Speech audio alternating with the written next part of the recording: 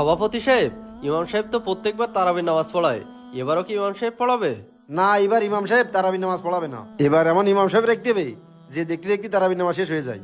কারণ আমার মাজায় ব্যথা, এত সময় দিয়ে নামাজ পড়তে পারবো না। সভাপতি সাহেব, আমার একটা ভাগ্নে আছে, নতুন হাফেজ হয়েছে, আমি চাচ্ছিলাম এবার ওরে রাখবো। নতুন হাফেজ হইস তাদের সমস্যা না, এখন তেলাওয়াত যাই করুক সুর ভালো হলেই হচ্ছে। তাছাড়া দ্রুত নামাজ পড়াইতে হবে, তাই যদি হয় তাহলে তোমার ভাগ্নির সাথে কথা বলো। সুর নিয়ে আপনার অত টেনশন করা লাগবে না। সভাপতি সাহেব, প্রত্যেকবার তো আমাদের ইমাম সাহেব তারাবি নামাজ পড়ায়, প্রত্যেকবার যেহেতু পড়ায় তাই এবারও পড়াক।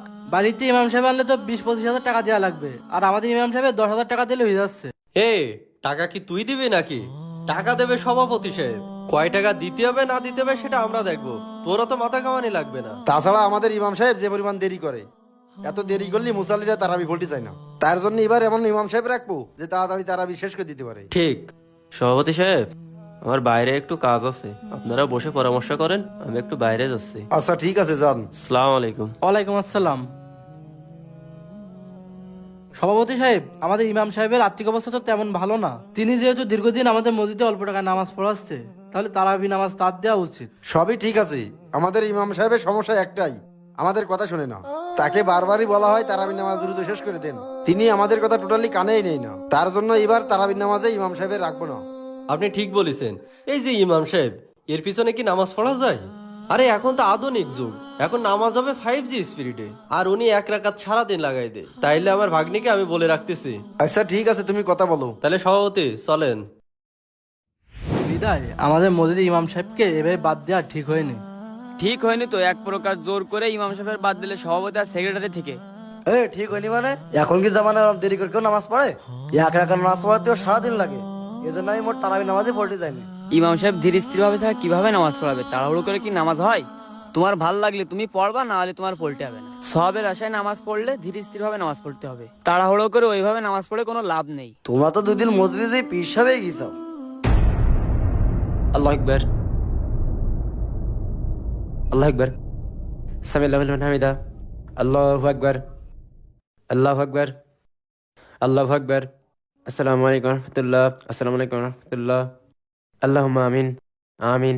এই হাফেজ সাহেব, এইদিকে একটু ঘুরে বসো তো। জি বলুন।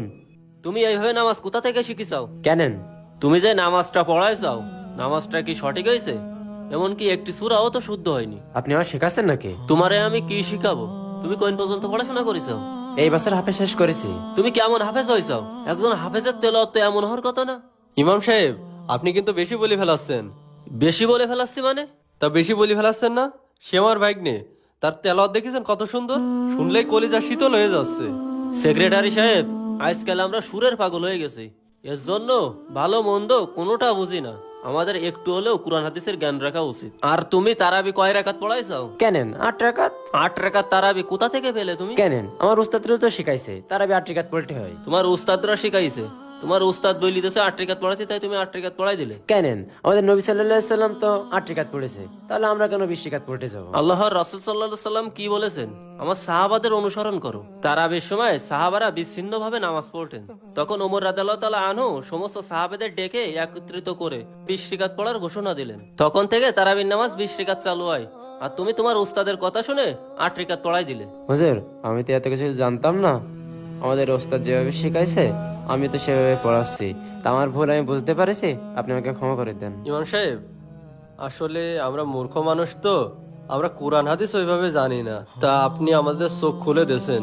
আমরা এখন থেকে সুরের পাগল হব না, আপনি আমাদের ক্ষমা করে দেন। হুজুর, তাহলে আপনি বাকি নামাজগুলো পড়াই দেন। আচ্ছা ঠিক আছে।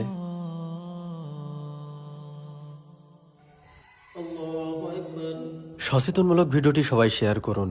ধন্যবাদ।